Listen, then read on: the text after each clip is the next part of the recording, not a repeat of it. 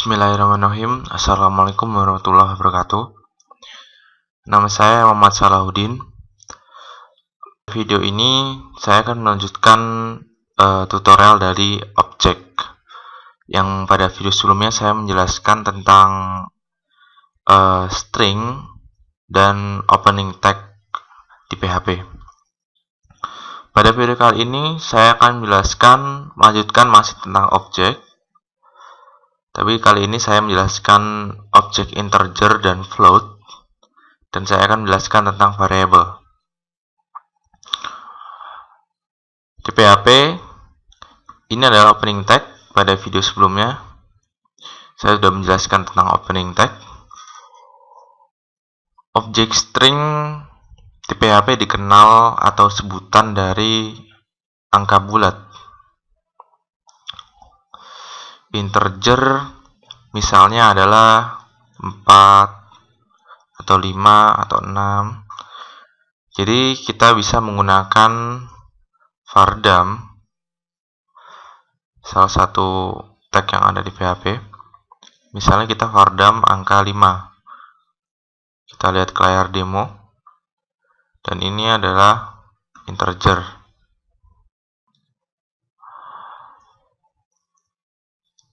Jika kita ganti misalnya 90, Ctrl Shift atau Ctrl S ya bisa digunakan. Kita lihat ini adalah integer. Semua bilangan bulat, termasuk juga minus ya, minus 2 misalnya. Dan ini adalah integer karena minus 2 termasuk bilangan bulat. Berikutnya adalah float. Objek float. Ini adalah bilangan yang tidak bulat. Misalnya 2,6 ya. Nah, ini akan menunjukkan bahwa ini adalah float. Objek float. Oke. Bisa juga kita ganti 23 misalnya. Di refresh masih float. Gimana kalau kita tambahkan 000 di sini? Di refresh, 00 tidak akan kebaca karena ini di belakang koma. Di matematika 0 di belakang koma tidak akan terbaca. Oke. Berikutnya ada variabel. Variabel ini biasanya disebut sebagai media penyimpan ya. Tujuannya adalah menyimpan informasi atau data di PHP. Oke. Variabel harus selalu diawali dengan dolar. Ya, harus selalu diawali dengan dolar. Misalnya saya membuat variabel A. Jadi dolar $A. Oke. Sama dengan saya ingin menyimpan string. Ingat, string harus diawali dan ditutup dengan quote. Bisa single quote atau double quote. Saya akan menyimpan nama saya.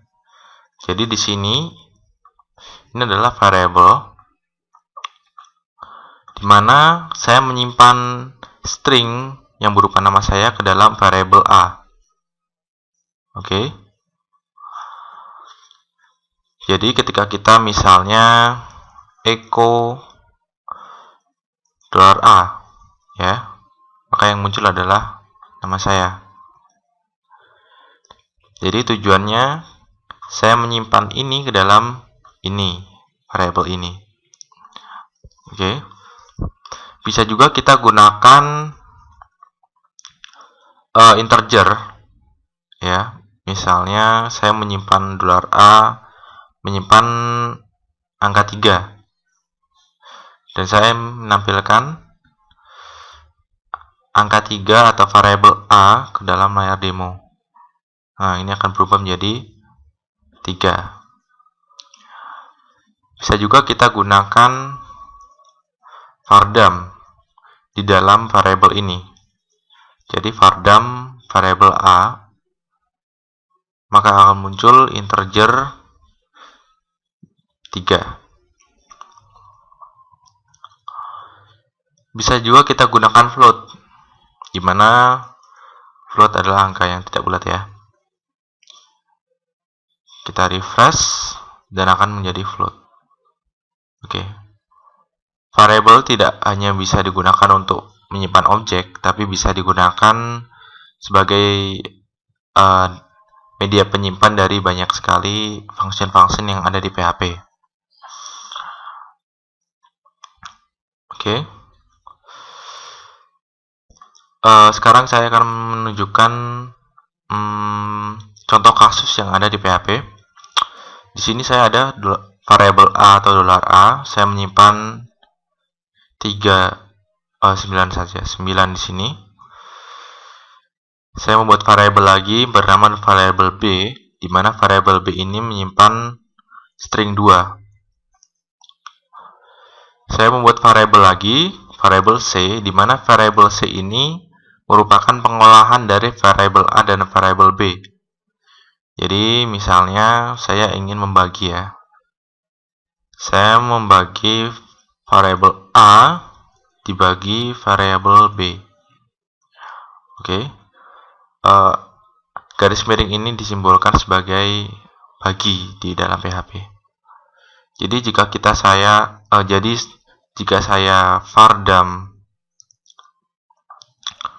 $C, maka hasilnya adalah float 4,5, di mana 4,5 ini hasil dari 9 dibagi 2. Gitu. Oke, mungkin ini saja pengenalan awal dari variabel. Saya akan melanjutkan penjelasan-penjelasan berlanjutnya di video berikutnya. Sekian dari saya. Assalamualaikum warahmatullahi wabarakatuh.